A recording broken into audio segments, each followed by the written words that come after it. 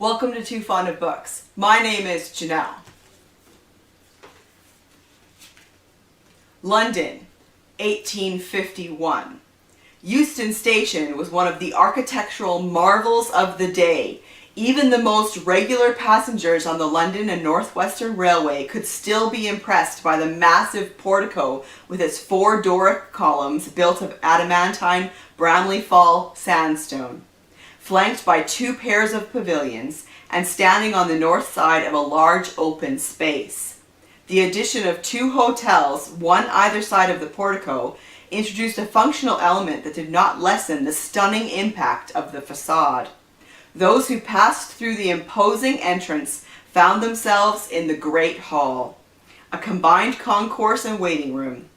It was a magnificent chamber in the Roman Ionic style with a high, deeply coffered ceiling that made newcomers gape in astonishment. Caleb Andrews did not even notice it, nor did he spare a glance for the majestic curved double flight of stairs at the northern end of the hall that led to a gallery and vestibule. Only one thing in the station interested him, and that was the locomotive he and his firemen were about to drive to Birmingham.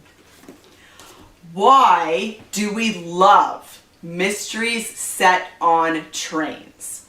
I want to have a little bit of a discussion in this video about why we love mysteries that are set on trains. Because when I was looking through my books, I realized that I have a lot of books that are mysteries that are set on trains. And so that got me to thinking. And I pulled them out. I'm going to show you some. I've got some recommendations for you of books that are mysteries that are set on trains. But it got me to thinking, what is it? And there's kind of 2 big eras that seem to be where authors focused on setting their books. So there's the Victorian era when you've got the steam engine, and then kind of the early 1900s, the 20s and 30s. And both of those eras have the same feeling. They feel romantic, don't they? Right? Like when you imagine a steam engine, a steam train, it feels very romantic. And some of those long train journeys that people would go on, or in the 20s and 30s too, even just taking a trip by train felt very romantic. And so one thing that I think, as I was thinking about it, is that there is something jarring for the reader in having a murder in such a romantic setting. And so I think that's one of the reasons why we love it. We like to be kind of jolted out of our comfortable setting.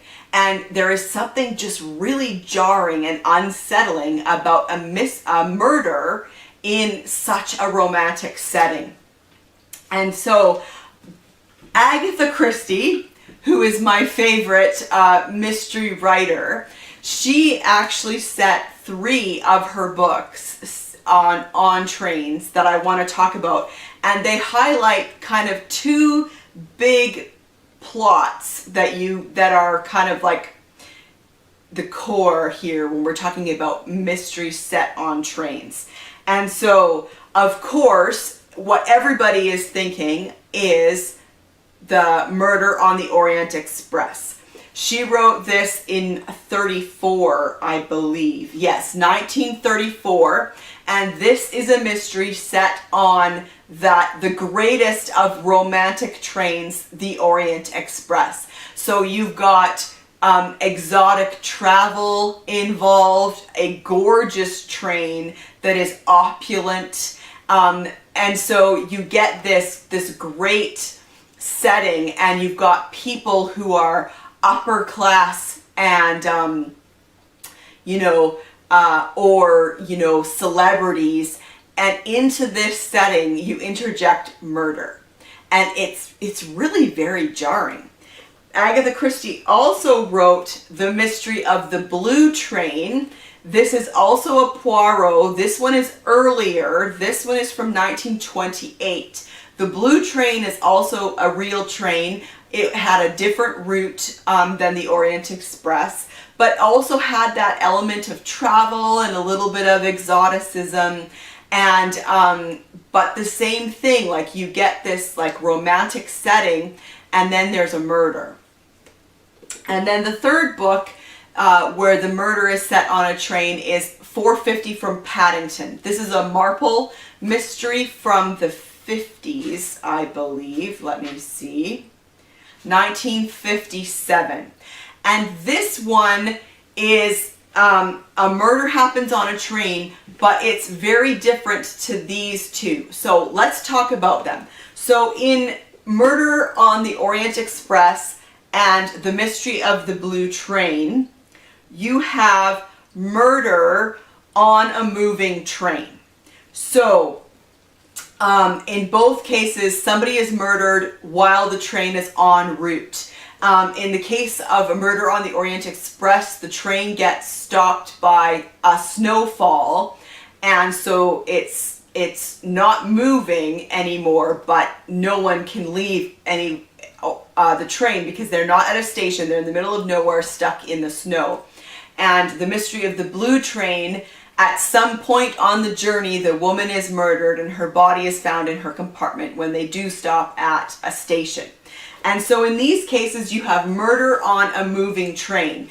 And that is a great plot because there is the difficulty of like, how do you murder someone on a moving train? The speed of the train, the confined space that it's going to happen in a compartment or in, you know, the hallway or something. Being the element of being trapped with the killer is often an element in these ones. There's the closed circle element where if it did happen while the train was en route, or in this case while it's stuck, nobody can exit or enter, and so you've got this closed circle of suspects. And then if it does stop, like The Mystery of the Blue Train, it made all of its stops, and so there is that ease of access and regress, which also adds difficulty to the mystery of where did if the murderer did get on the train, which stop did he get on the train on, or which stop did he leave the train. So there's those elements of a murder that happens on a moving train.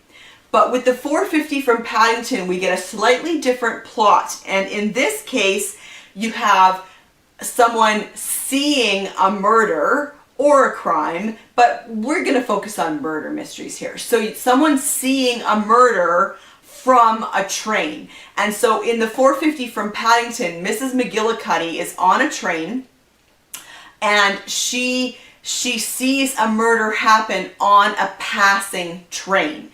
And so that is a completely different element, a completely different series of situations to deal with. There's that element of helplessness. What is she supposed to do when she sees a murder happening on a different train? What did you actually see? Both trains are in motion. There's potentially the, you know, how much could you actually see? And then there's also the element of how soon can you alert someone? So the train that she's on, she could pull the emergency cord and alert someone right away. But the murder happened in this case on a different train. And in other books, it may have happened, on the ground or in another type of a vehicle. And so how can you alert that other train or that other location? And so it's a completely different set of difficulties for the author to contend with. But both of them are fascinating series of difficulties and a fascinating story for the reader. And so I think that's why we love mysteries set on trains, because there's this element of romanticism and nostalgia that we love, but there's the difficulty of the speed of the train or the movement or seeing a murder on a different train. All of those things just add to the suspense and the difficulty in solving the mystery. So I have some mysteries that are set on trains here to give you as recommendations. All right, the first is actually a series, and I have 5 in the series, but so far there's 18 in this series, with another one due out in 2021. And this is the Railway Detective series by Edward Marston. These are Victorian mysteries set. The first one is 1851. And it's the age of steam locomotion. And so this is great. So the main character is Detective Inspector Colbeck. He works for Scotland Yard. But he has a personal interest in the railways and in trains. And so he gets called to a case that happens on a train in this first book. And then through the rest of the series, he gets called to cases that are related to the railway. So they aren't always necessarily murders set on trains, but there is always a connection to the railway. So this first one in the series is the Railway Detective. I also have the Silver Locomotive Mystery, Blood on the Line, Peril on the Royal Train, and Signal for Vengeance. I can highly recommend this series. They're very entertaining, great characters, good mysteries, and they have that wonderful advantage of being connected to the railway, which is wonderful. I can also recommend Murder on the Flying Scotsman by Carola Dunn. This is from her Daisy Dalrymple series. This is a historical mystery series set in the 1920s. And so Daisy Dalrymple is a lady, but she ends up marrying a detective chief inspector from Scotland Yard. And so in this book, particularly in the series, it's the 4th one, is set in 1923. And so she is going to Scotland, and so she is taking the Flying Scotsman, which is a train that goes from London up to Scotland, and there is a murder on the train. This is one of the British Library crime classics. This is Death in the Tunnel by Miles Burton. I have not actually read this one yet, but it is a mystery set on a train. On a dark November evening, Sir Wilfrid Saxonby is traveling alone in the 5 o'clock train from Cannon Street in a locked compartment. The train slows and stops inside a tunnel. By the time it emerges again minutes later, Sir Wilfrid has been shot dead, his heart pierced by a single bullet. Suicide seems to be the answer, even though no reason can be found. Inspector Arnold of Scotland Yard thinks again when he learns that a mysterious red light in the tunnel caused the train to slow down. Finding himself stumped by the puzzle, Arnold consults his friend Desmond Marion, a wealthy amateur expert in criminology. To Marion, it seems that the dead man fell victim to a complex conspiracy, but the investigators are puzzled about the conspirators' motives as well as their identities. Can there be a connection with Sir Wilfrid's seemingly untroubled family life, his highly successful business, or his high-handed and unforgiving personality? And what is the significance of the wallet found on the corpse and the banknotes it contained? So, Death in the Tunnel by Miles Burton. This was written in 1936.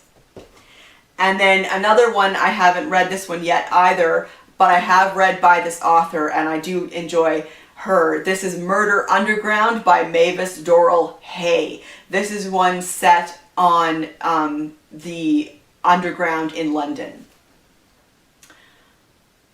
When Miss Pongleton is found murdered on the stairs of Belsize Park Station, her fellow boarders in the Frampton Hotel are not overwhelmed with grief at the death of a tiresome old woman. But they all have their theories about the identity of the murderer and help to unravel the mystery of who killed the wealthy Pongle. Several of her fellow residents, even Tuppy the Terrier, have a part to play in the events that lead to a dramatic arrest. This classic mystery novel is set in and around the northern line of the London Underground. It is now republished for the first time since the 1930s. It was originally published in 1934. And there's a great little map here in the beginning. And then one final one that I have not read yet either is called A Metropolitan Murder by Lee Jackson. This is also set on the London Underground. The last train of the night pulls into the gaslit platform of Baker Street Underground Station. A young woman is found strangled, her body abandoned in a second-class carriage. The brutal railway murder brings Inspector Decimus Webb to the newly formed Metropolitan line one bleak winter's night. His investigation leads him through the slums of Victorian London to the Holborn Refuge, a home for fallen women, and to Clara White, a respectable servant. But Clara has her own tragic and shameful history. As her past is revealed, Inspector Webb must decide whether she is merely a victim of circumstances or prime suspect. Only then can he unearth a dark secret hidden in the depths of underground London. And this book, it's the second in a series actually, and this is from 2004. So, what do you think? Do you love mysteries that are set on trains? Why do you love mysteries set on trains? I would love to hear that in the comment section below. And I will see you for another video soon. Bye.